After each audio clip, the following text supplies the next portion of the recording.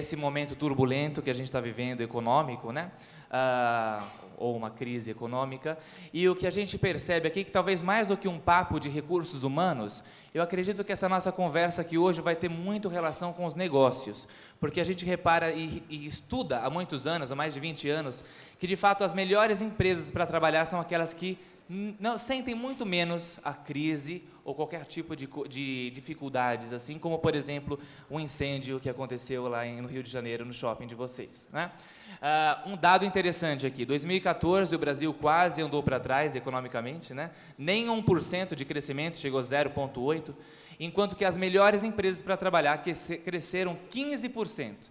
Então, será que isso é uma coincidência, ser um bom lugar para trabalhar? Ou será que, de fato, as pessoas fizeram a diferença nessas empresas, né? Então, a pergunta que eu quero fazer a vocês, e vão dar o tempo para todos responderem, é, nesses tempos de dificuldade, quais são as principais práticas que o Recursos Humanos, né, que esse departamento tão importante, pode auxiliar a empresa para que as pessoas não sejam tão impactadas como geralmente são?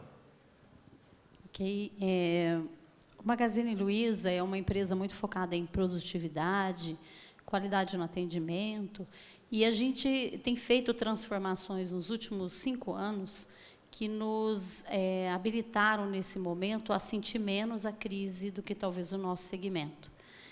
Isso porque a gente veio se preparando, né, estudando cada unidade de negócio para que ela fosse rentável, e a gente foi equacionando as tarefas de tal forma que, ao longo desse período, a gente encontra hoje uma unidade muito mais equalizada, né, com o número de colaboradores corretos, sem gordura, porque no momento de crise você acaba fazendo cortes, e essa não é uma prática nossa. O que a gente faz em período de crise é fechar a porta da entrada. Então, a nossa reposição ela fica muito mais lenta, só para os cargos que realmente a gente não consegue ficar sem, mas em posições, por exemplo, como vendas, compras, essas são posições que a gente não sacrifica no momento de crise, e a gente não faz corte. Então, a gente faz a lição antes, deixa a empresa enxuta, e, a partir daí, quando a crise vem, a gente fecha a porta da entrada. Isso a gente consegue equacionar e passar por esses momentos. Outra ação muito positiva, a nossa equipe é muito impactada pelo Jornal Nacional do dia anterior, né? Então, tudo que se fala no dia anterior, na TV, nos jornais, que amanhece, impacta na reação do consumidor, se ele vai ou não à loja. Então, a nossa equipe ela tem que ser acompanhada nessa questão emocional, para que a moral do grupo não caia junto com a dificuldade do momento. A gente tem um cenário bem distinto, né, aqui as 3 empresas, então acaba que as práticas e as ações vão ser diferentes, mas eu com certeza assino totalmente embaixo que comunicação e transparência são fundamentais em momentos de crise. E eu acredito que, vendo muitos gestores assim trabalhando em momentos difíceis, onde as pessoas eventualmente se retraem, né? Então, eu vou falar menos, eu vou contar só metade da história, achando que isso vai proteger o público que está ali, ou a sua equipe. E isso é a pior coisa que a gente pode fazer, porque se ele não souber por quem tem que saber, pela fonte oficial, ou pelo gestor, ou pela empresa, ele vai saber pelo colega, ele vai saber por uma fofoca, ele vai saber por uma notícia na imprensa. Então, eu considero fundamental a gente comunicar tudo o que acontece em momentos de crise, o maior número de detalhes e porquês, e discutir as situações que estão acontecendo. Eu acho que você se mostra aberto para falar, nós estamos passando por um momento de crise, não sou só eu, não é do lado de cá. Então, eu acho que é um pouco por aí. No nosso caso, assim, acho que esse ano está sendo um ano muito difícil, né, para todos, né, para o mercado de uma forma geral, não é diferente para a gente. A gente passou por um período muito delicado, que inclusive foi bem recente, que a gente fez uma reestruturação, então, a gente nunca passou por isso na empresa, apesar de ser uma empresa jovem, assim como o Magazine. Redução de quadro, não se fala nisso, demissão, impossível, a gente vai até o máximo que a gente puder para isso ser a última alternativa. E a gente teve que fazer uma redução de quadro expressiva em quantidade de pessoas para a gente.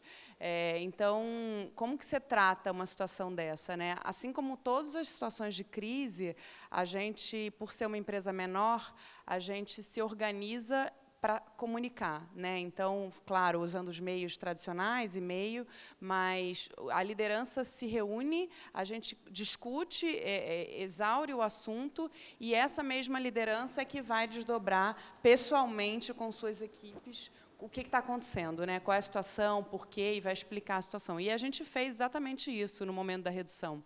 Logo em seguida, no final do dia que a gente fez, toda a equipe ouviu a mesma comunicação do que a gente estava fazendo. Falou, gente, hoje tivemos que desligar tantas pessoas por esse motivo, qual é a dificuldade, que aquilo não é difícil só para ele, que foi difícil para a gente também. Então, e isso tem que ser mantido ao longo do tempo, né? E a gente tem um case super legal para contar também, que em 2008, 2009, uma empresa que não é do setor do varejo, mas a Caterpillar, que é muito conhecida, né, teve esse momento difícil também, tiveram que reduzir 1/3 do quadro naquele ano, mas o grande diferencial foi a comunicação. Como o presidente da empresa, Luiz Calil, se comportou, foi no chão de fábrica, olho no olho das pessoas, para todos os setores, administrativo, pessoas ali mais simples, e aí explicou que, de fato, a empresa teria que reduzir o quadro. Fizeram todo esse processo de outplacement, né, ajudar as pessoas a se recolocarem no mercado, e, para nossa surpresa, no ano de 2009, a Caterpillar voltou a estar entre as melhores empresas para trabalhar, no ranking das melhores.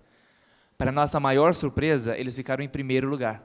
A melhor empresa para trabalhar em 2009, reduzindo 1/3 do quadro, foi a Caterpillar. O que comprova que, dependendo de como você administra a crise, você pode conquistar a confiança dos funcionários, né? E vocês falaram em um tema muito comum, que é a fofoca, né?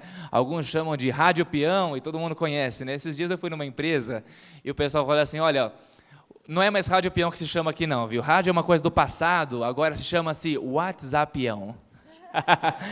Agora o pessoal lá cria o grupo, né? Não coloca o líder e manda bala, né? E eu até brinco com os líderes, falo, líder, você tem um grupo de WhatsApp com o seu grupo de trabalho? Se você não tem, não se preocupe, pode ser que ele já exista. Eles vão ter o deles, né? O paralelo, né? Bom, muito legal as respostas, maravilha. Acho que a segunda pergunta é muito importante.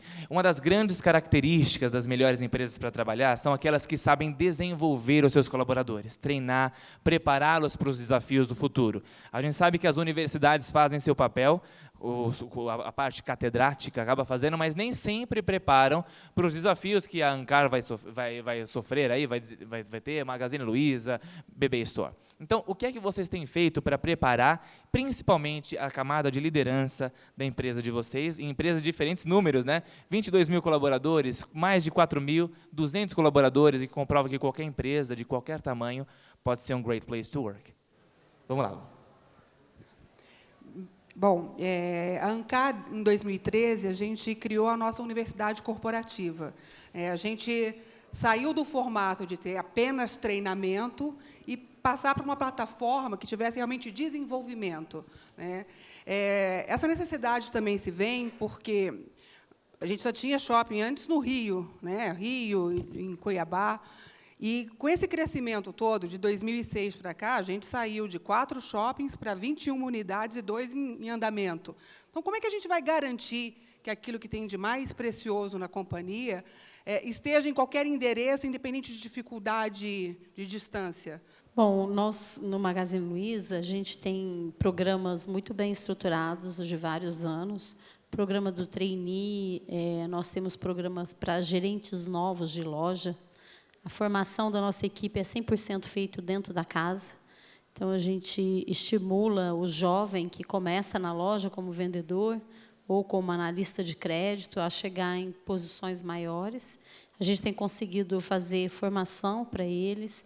a cada ano em torno de 100, 150 jovens. Formação de líderes, né? A gente com certeza entende que essa é a primeira camada aí que a gente precisa desenvolver, porque já existe um processo a partir do líder de desenvolvimento da sua equipe, né? Que não é um treinamento formal, mas é um desenvolvimento possível e capaz de fazer sem ser sala de aula.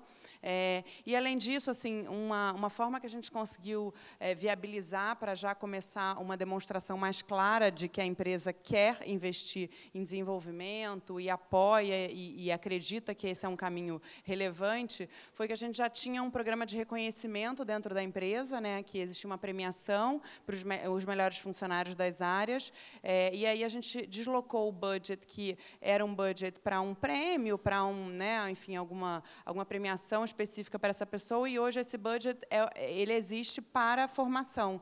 Então, a nossa premiação do programa de destaque, hoje, ela é uma premiação voltada para o desenvolvimento de quem ganha, né? E aí eles contam com o nosso apoio do RH para direcionar eles, né? Para escolher um curso que se adeque mais ao momento de carreira deles, o que eles estão buscando. Então, a gente faz essa orientação e aí a gente entra com essa parceria, esse reconhecimento financeiro.